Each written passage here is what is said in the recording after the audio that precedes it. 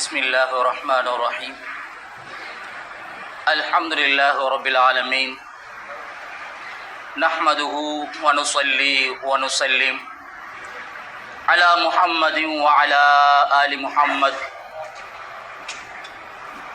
اللهم صل على محمد وعلى آل محمد كما صليت على إبراهيم وعلى آل إبراهيم إنك حميد مجيد أما بعد عباد الله أوصيكم وإياي أولا بتقوى الله وأحذركم يوما عبوسا قمطريرا أعوذ بالله من الشيطان الرجيم بسم الله الرحمن الرحيم والفجر وليال عشر والشفع والوتر صدق الله العظيم. எல்லா புகழும் புகழ்ச்சிகளும் சர்வலோகத்தை படைத்து பரிபாலித்துக் கொண்டிருக்கின்ற வல்ல இறைவன் அல்லாஹ் ஒருவனுக்கு என்றென்றும் உண்டாவதாக. அல்ஹம்துலில்லாஹ் சும்ம அல்ஹம்துலில்லாஹ். ஸலாத்தும் சலாமும் சத்திய தூதர் சன்மார்க்க போதகர் சாந்தி மதம் ஏந்தி வந்த ஸல்லல்லாஹு அலைஹி வஆலிஹி வஸல்லம் அவர்கள் மீதும் சஹாபாக்கள், தாபிஊன்கள், தபா தாபிஈன்கள், சலஃபு சாலிஹீன்கள், நல்லவர்கள் நம்மவர்கள் அனைவர்கள் மீதும் கியாமத்துடைய நாள் வரையும் சொரிந்தல்வானாக. புனிதமிகு ஜும்மாவுடைய கடமையை நிறைவேற்றுவதற்காக வேண்டி நேர காலத்தோடு ஏத்திகாஃபுடைய நிய்யத்துடன் வந்து அமர்ந்திருக்கும் அல்லாஹ்வின் நல்லடியார்களே, அன்பு சகோதரர்களே, இந்த உலகத்தில் வாழும் போது எவைகளெல்லாம் எடுத்து நடந்தால் வெற்றி விமோசனம் இருக்கிறது என்பதை அல் குர்ஆனும் நபிமொழியும் எமக்கு சொல்லிக் கொண்டிருக்கிறதோ அவைகளை தன்னுடைய வாழ்க்கையில் எடுத்து நடக்கும்படியாகவும், எவைகளை விட்டும் விலகி ஒதுங்கி தூரமாகி நடக்குமாறு அல் குர்ஆனும் நபிமொழியும் நமக்கு எச்சரிக்கை விட்டிருக்கின்றனோ அவைகளை விட்டும் ஒதுங்கி தவிர்த்து நடக்குமாறு முதலில் அடியனாகிய எனக்கும் அப்பால் உங்களுக்கும் தக்வாவை கொண்டு வஸியத்தும் நசீஹத் என்னும் நற்கட்டளை பிறப்பிக்கின்றேன். கண்ணியத்துக்குரிய இஸ்லாமிய சகோதரர்களே, அல்லாஹ்வின் நல்லடியார்களே, நாம் இன்று ஹிஜ்ரி 1446 இஸ்லாமிய சிறப்புக்குரிய மாதங்களில் ஒன்றான துல்ஹிஜ்ஜா என்ற அந்த கண்ணியமான மாதத்தில் நாம் வீட்டிருக்கின்றோம். இன்று நாம் ஒவ்வொருவரும் துல்ஹிஜ்ஜாவுடைய பிறை இரண்டாவது பிறையிலே நாம் வீட்டிருக்கிறோம். இன்றைய மாலை பொழுதோடு நாம் பிறை 3 நாம் அடைய இருக்குகிறோம். இந்த சிறப்புக்குரிய கண்ணியமான மாதம் எம்மை விட்டு தாண்டி சென்ற இந்த துல்காதா, தற்போது நாங்கள் ஆரம்பத்திலே இருக்குகின்ற இந்த துல்ஹிஜ்ஜா, அதனை அடுத்து வருகின்ற எமது வருடத்தின் முதலாவது மாதம் முஹர்ரமுடைய மாதம், சிறப்புக்குரிய 4வது மாதம் ரஜபுடைய மாதம். அன்பானவர்களே, அல்லாஹ்வின் நல்லடியார்களே, நபியுடைய உம்மத்துக்கு அல்லாஹ் செய்திருக்கின்ற பெரிய ஒரு பாக்கியம், அருள் என்று சொல்ல வேண்டும்.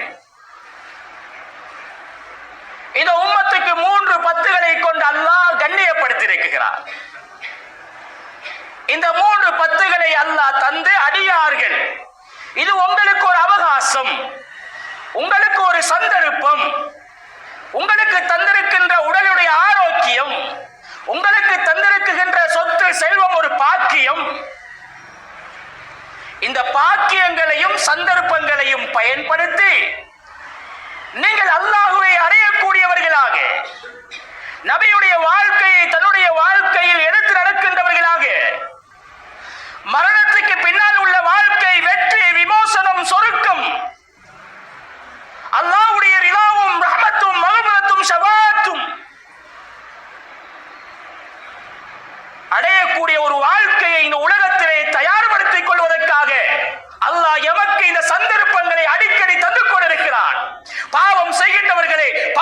நிறுத்திக் கொள்ளுங்கள். தவறு செய்கின்றவர்களே உங்களது தவறுகளை உணர்ந்து தவறுகளை நிறுத்திக் கொள்ளுங்கள். சிறப்பான மாதங்களையும் சிறப்பான நாட்களையும் சிறப்பான இடங்களையும் நாம் தருகிறோம். இந்த படையைத்த அல்லாஹ்வை விளங்குவதற்காக, அல்லாஹ் எமக்கு தந்திருக்கின்ற பாக்கியத்தை புரிந்து கொள்வதற்காக அல்லாஹ் எமக்கு தந்திருக்கிறார்.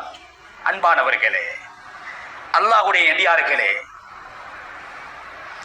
அந்த வகையில் தான் ரமலானுடைய இறுதி பத்திலே முதலாவது பிறையை காணுகின்ற மக்கள் ரமலானுடைய இறுதி பத்து வரும்போது குர்ஆன் இறக்கப்பட்ட தினம் அந்த கடைசி பத்திலே இருக்குகிறது. கோடான கோடி மக்கள் நரகத்தில் இருந்து பொசுக்கப்படுகின்ற வேதனையிலிருந்து விடுவிக்கப்படுகின்ற சிறப்புக்குரிய தினம் இருக்கிறது அல்லவா? அந்த ரமலானுடைய கடைசி பத்திலே இரவையிலும் பகலையிலும் எல்லா நிலைமையிலும் அது நேரங்களை பயன்படுத்திக் கொள்கிறார்கள். அன்பானவர்களே, முஹர்ரமுடைய மாதம், இந்த ஆஷுராவுடைய நோன்பு பல வரலாற்றுகளை பல நிகழ்வுகளை எடுத்துக் கூறுகின்ற முஹர்ரமுடைய மாதத்தினுடைய ஆரம்ப பத்தி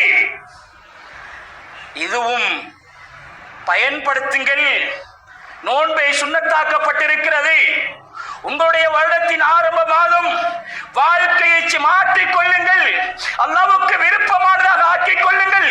அமலில் குறைபாடு செய்கின்றவர்கள், உங்களுடைய பண்பாடில் குறைபாடு செய்கின்றவர்கள், உங்களது வாழ்க்கையை மாற்றிக் கொள்ளுங்கள். தன்னுடைய வாழ்க்கையில் பயம், அச்சம், தக்வா இல்லாதவர்கள் உங்களது வாழ்க்கையில் அல்லாஹ்வை பயந்து இந்த உலகத்திலே வாழ்ந்து கொள்ளுங்கள் என்பதற்காக முஹர்ரத்தையும் அல்லாஹ் தருகிறானே. அன்பானவர்களே, அன்பானவர்களே, கனவான்களே, சகோதரர்களே, மூன்றாவது பத்து தான் நாம் இன்றிருக்குகின்ற துல்ஹிஜ்ஜாவுடைய பிறை 2 நாம் விட்டிருக்கிறோம். மேலானவர்களே, ரமலானுக்கு வீட்டிலே எனது மனைவி கொடுத்த அக்கறை, எனது வீட்டிலே வயது வந்த பெண்கள் கொடுத்த அக்கறை, ஜக்காத்து கொடுப்பதற்காக பொருளாளர்கள், பொருள் வசதி உள்ளவர்கள் கொடுத்த அக்கறை, ரமலானிலே தர்மம் கொடுப்பதற்கு கொடுத்த அக்கறை, குர்ஆனை சுமந்து ஓதுவதற்கு கொடுத்த அக்கறை ஏன் இந்த துல்ஹிஜ்ஜாவுடைய மாதத்தில் கொடுக்கவில்லை? ஏன் இந்த துல்ஹிஜ்ஜாவுடைய மாதத்துக்கு நாம் அக்கறை செலுத்தவில்லை? அன்பானவர்களே, அல்லாஹ்வுடைய அடியார்களே, அல்லாஹ் குர்ஆனில் சொல்லும்போது சத்தியமிட்டு சொல்லுகிறார். சத்தியமிட்டு சொல்லுகிறார், அடியார்களே, இந்த உலகத்திலே நீங்கள் சத்தியம் செய்வதாக இருந்தால் இன்று மக்கள் மார்க்கத்தை அறியாமல் பெற்றோர்கள் பிள்ளைகள் மீது சத்தியமாகவும் அவருடைய ஏனைய வஸ்துக்கள் மீது சத்தியம் பண்ணி செல்லுகிறார்கள். அது கூடாது அன்பிற்குரியவர்களே. மார்க்கத்தில் தடை செய்யப்பட்டிருக்கிறது அன்பானவர்களே. ஆனால் அல்லாஹ் ஃபஜ்ரின் மீது சத்தியம் என்று சொல்கிறார். ஃபஜ்ரின் மீது சத்தியம், வல் ஃபஜ்ர், ஃபஜ்ரின் மீது சத்தியமாக, சுபஹ் தொழுகையின் மீது சத்தியமாக, வலையாலின் அஷ்ர், முதலாவது நாள் கழித்து விட்டோம், 2வது நாள் ஃபஜ்ரில் இருக்கிறோம். பிறை 1 கண்டவர்கள் இன்று 2வது ஃபஜ்ரிலே எத்தனை நபர்கள் வீட்டிலும் தன்னுடைய வாழ்க்கையிலும் தன்னுடைய மனைவிடத்திலும் தன்னுடைய பிள்ளைகளிடத்திலும் இந்த 2 பிறைகளிலும் 10 வக்து தொழுகையை தொழுதவர்கள் எத்தனை நபர்கள்?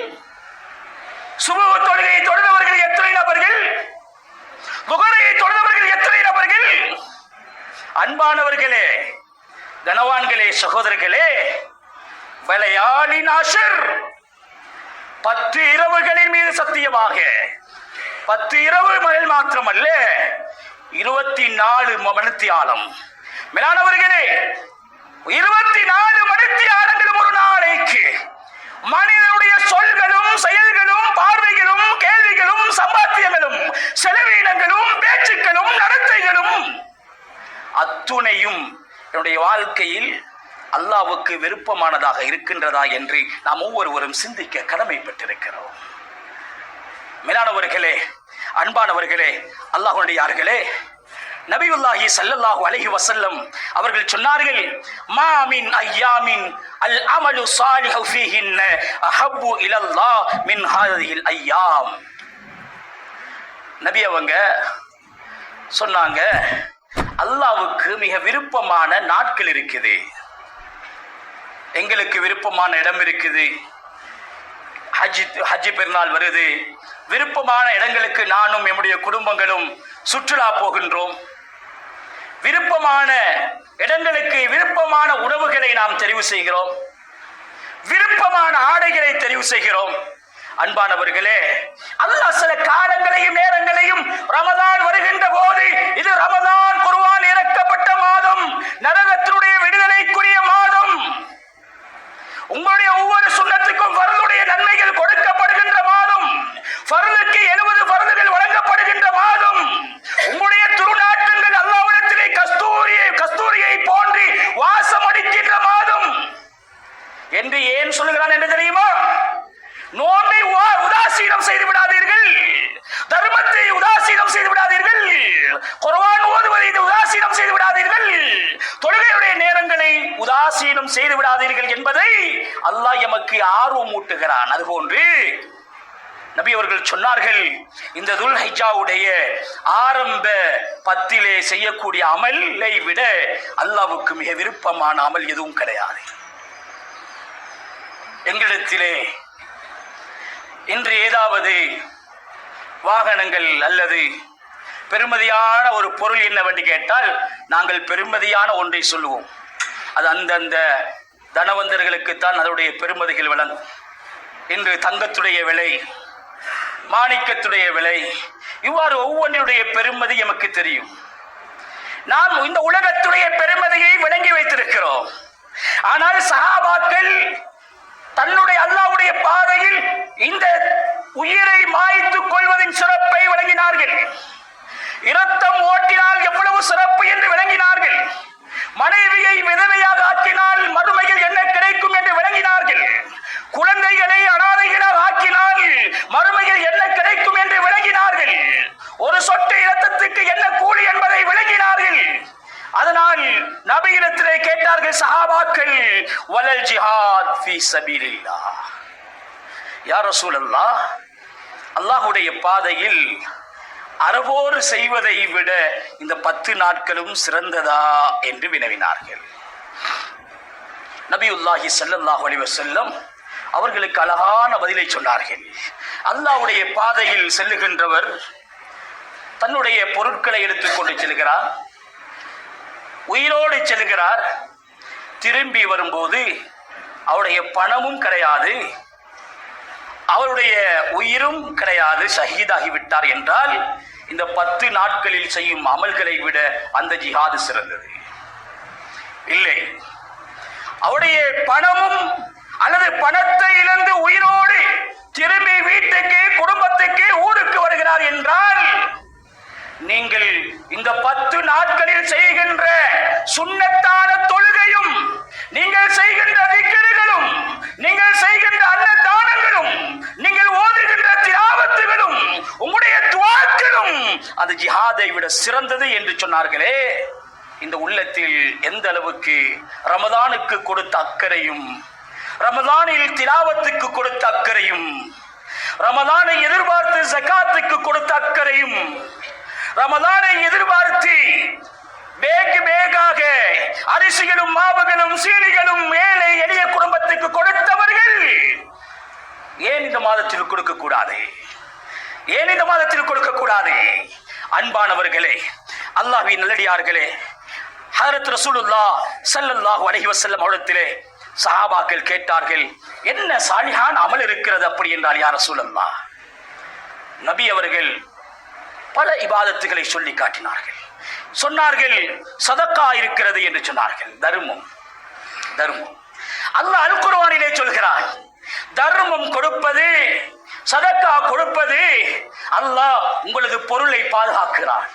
வியாபாரத்தில் லாபத்தை உண்டாக்குகிறான், குடும்பத்தில் அல்லாஹ் பாதுகாப்பை உண்டாக்குகிறான், தொழிலில் பாதுகாப்பை உண்டாக்குகிறான், விவசாயத்தில் பாதுகாப்பை உண்டாக்குகிறான்.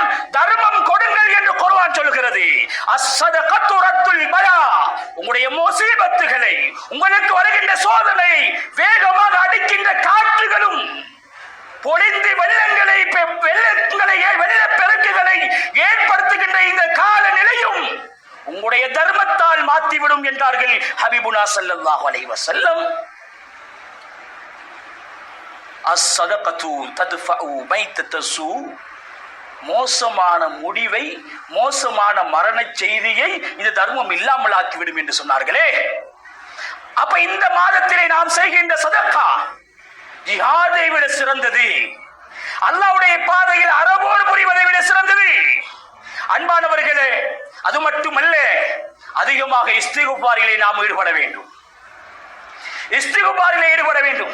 இமாமுனா ஹஸனுல் பஸரி ரஹ்மத்துல்லாஹி அவர்களிடத்திலே 4 நபர்கள் வருகிறார்கள்.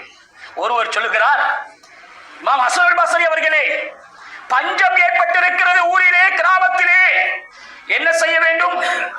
சொன்னார்கள் இமாம் ஹஸனுல் பஸரி, இஸ்தக்ஃபிரில்லாஹ், அல்லாஹ்விடத்திலே பாவ மன்னிப்பு தேடுங்கள் என்றார்கள். இன்னொருவர் வருகிறார், ஹஸனுல் பஸரி அவர்களே, என்னுடைய வீட்டிலே வறுமை ஏற்பட்டிருக்கிறது, அதற்கான பரிகாரம் என்ன? சொன்னார்கள் ஹஸனுல் பஸரி, இஸ்தக்ஃபிரில்லாஹ், பாவ மன்னிப்பு தேடுங்கள். மூன்றாவது நபர் வந்து கேட்கிறார், எனக்கு குழந்தை பாக்கியம் கிடையாது, என்ன செய்ய வேண்டும்? ஹஸனுல் பஸரி சொல்கிறார்கள், இஸ்தக்ஃபிரில்லாஹ், பாவ மன்னிப்பு தேடுங்கள். நான்காவது நபர் வந்து கேட்கிறார்கள், எனக்கு செல்வம் கிடையாது, என்ன செய்வது? இஸ்தக்ஃபிரில்லாஹ். இதை கேட்டுக்கொண்டிருந்த ஒரு மனிதர் கேட்கிறார், இமாம் ஹஸனுல் பஸரி அவர்களே, 4 நபர்கள் உங்களிடத்தில் வந்தார்கள், 4 விதமான கேள்விகளை முன்வைத்தார்கள், 4 விதமான கேள்விகளுக்கும் ஒரே பதிலை கொடுத்தீர்கள், என்ன காரணம்? சொன்னார்கள், மா குல்து இந்தி ஷைஆ, ஏண்ட நஃப்ஸில வந்ததை நான் சொல்லல, ஏண்ட மனம் விரும்பியதை நான் சொல்லல, நான் சொன்னது குர்ஆன் சொல்லுது, சூரா நூஹ், வஸ்தக்ஃபிரு ரப்பக்கும் இன்னஹு கான கஃபாரா யுர்சிலிஸ் ஸமா அலைக்கும் மித்ராரா. குர்ஆன் சொல்லுகிறது, கஷ்டங்கள், நெருக்கடிகள், சுமைகள், குழந்தை பாக்கியங்கள் வேண்டுமா, அத்துணைக்கும் இஸ்திக்ஃபார் செய்யுங்கள் என்று சொல்லுகிறது என்று இமாம் ஹஸனுல் பஸரி ரஹ்மத்துல்லாஹ் படித்துக் கொடுத்தார்கள். புனிதமான மாதம், துஆக்களில் அதிகமாக துஆக்களில் ஈடுபடுகின்ற மாதம். அன்பானவர்களே, நான் கேட்குகிறேன், இன்றைய நாளையில் தஹஜ்ஜுடைய நேரத்தில் எழுந்து அழுது புலம்பி அல்லாஹ்விடத்தில் கண்ணீர் வடித்தவர்கள் எத்தனை நபர்கள்?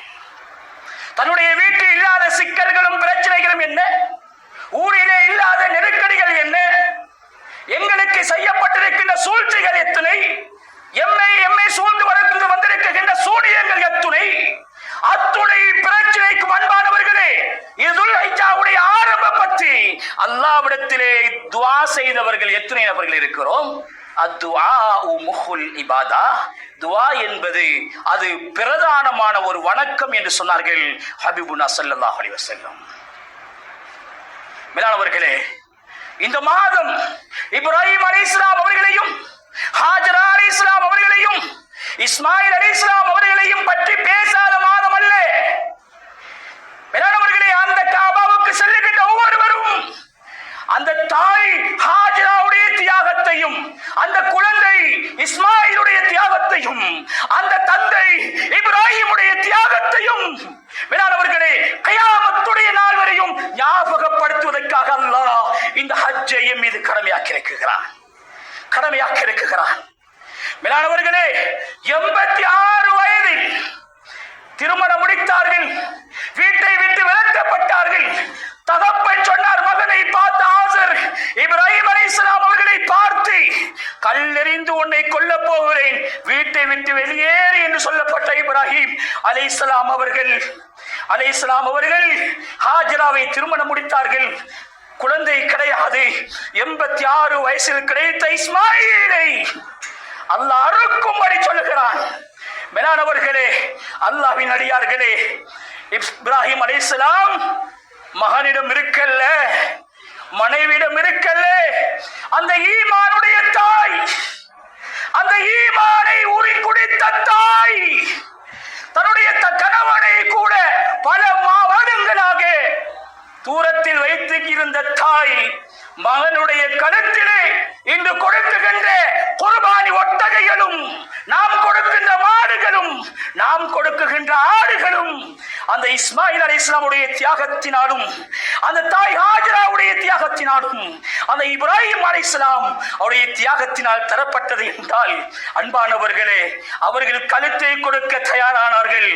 அன்பானவர்களே, எம்மிடம் இருக்குகின்ற பணத்தை செலவழித்து 30,000-35,000 ரூபாய்க்கு ஒரு ஆட்டை கொடுப்பது அல்லது மாட்டின் பங்குதாரியாக வருவது, ஏழை எளிய குடும்பங்களை கவனிப்பது என்பது எவ்வளவு பெரிய சிறப்பான நன்மைகள் இருக்கிறது. அன்பானவர்களே, அல்லாஹ்வுடையார்களே, ஆகமேலானவர்களே, சகோதரர்களே, ஹஜ்ரத் ஹப்ஸா ரலியல்லாஹு அன்ஹா அவர்கள் சொல்லுகிறார்கள், நபி ஸல்லல்லாஹு அலைஹி வஸல்லம் அவர்கள் 4 விடயங்களை தன்னுடைய வாழ்க்கையில விடவே மாட்டாங்க. அதுல ஒன்று, ஹஜ்ரத் ரசூலுல்லாஹ் ஒவ்வொரு வாரத்திலும் திங்களும் வியாழனும் நோன்பு பிடிக்கக்கூடியதாக இருப்பாங்க. பிறகு 13, 14, 15 ஒவ்வொரு மாதமும் 3 நோன்புகள் பிடிப்பாங்க. ஹஜ்ரத் ரசூலுல்லாஹ் ஆஷுராவுடைய நோன்பு வருஷத்துல 1 தான் வருவது, வார மாதம் முஹர்ரம், அதையும் விட மாட்டாங்க. சொல்லிட்டு சொன்னாங்க, இந்த துல்ஹிஜ்ஜாவுடைய ஆரம்ப 10 ஹஜ்ஜாஜிகளுக்கு அந்த அரஃபாவுடைய தினம் நோன்பு பிடிக்க மாட்டாங்க. ஏனைய 9 நாட்களும் ஹஜ்ரத் ரசூலுல்லாஹ் ஸல்லல்லாஹு அலைஹி வஸல்லம் அவர்கள் நோன்பு பிடித்தவர்களாக இருந்தார்கள். எனவே இந்த உம்மத்துக்கு நபி அவர்கள் ஆசையை ஊட்டியிருக்கிறார்கள், இந்த நோன்பை பற்றி ஆர்வம் ஊட்டியிருக்கிறார்கள். அன்பானவர்களே, இன்னைக்கு வெள்ளி வருகின்ற திங்கள் பிடிக்க முயற்சிப்போம், வியாழன் பிடிக்க முயற்சிப்போம். ஒன்றும் இல்லையா, அரஃபாவுடைய தினமாவது நோன்பை பிடிக்க எல்லாரும் தயாராகுங்க. வீட்டில குழந்தைகளை பழக்குங்க, பக்குவப்படுத்துங்க, மனைவியை பக்குவப்படுத்துங்க, பெண் குழந்தைகளை பக்குவப்படுத்துங்க. அரஃபாவுடைய தினம் வெள்ளிக்கிழமை வருவது, வீட்டிலே சஹரை ஏற்பாடு செய்யுங்கள், வீட்டிலே இஃப்தாரை ஏற்பாடு செய்யுங்கள், அண்டை வீட்டார்களுக்கும் உதவுங்கள். மேலானவர்களே, 3 வருடத்துடைய பாவங்கள் மன்னிக்கப்படுகிறது. 3 வருடத்துடைய பாவங்கள் மன்னிக்கப்படுகிறது, ஒரு நாள் நோன்பு. அன்பானவர்களே, அப்துல்லாஹின் முபாரக் ரஹ்மகுல்லாஹ் சுஃபியான் சௌரி ரஹ்மகுல்லாஹ் அவர்களை சந்திக்க போகும்போது அரஃபாவுடைய தினம் முட்டங்காலிட்டு சுஃபியான் சௌரி ரஹ்மகுல்லாஹ் அவர்கள் அழுது கொண்டிருக்கிறார்கள். 2 கரத்தையும் வானின் பக்கம் உயர்த்தி கொண்டு புலம்பிக் கொண்டிருக்கிறார்கள். அப்துல்லாஹின் முபாரக் அவரை பற்றி சொல்லுவதற்கான நேரம் கிடையாது. ஹதீசுடைய முஹத்திஸின்களிடத்தில், ஹதீசுடைய துறை வல்லுநர்களிடத்திலே அப்துல்லாஹின் முபாரக்கை விட ஒரு நுகத்தா கூட, அதாவது ஒரு நேரம் கூட ஒரு குறையை காணப்படாத ஒரு மனிதர் அப்துல்லாஹி முபாரக் ரஹ்மத்துல்லாஹ்.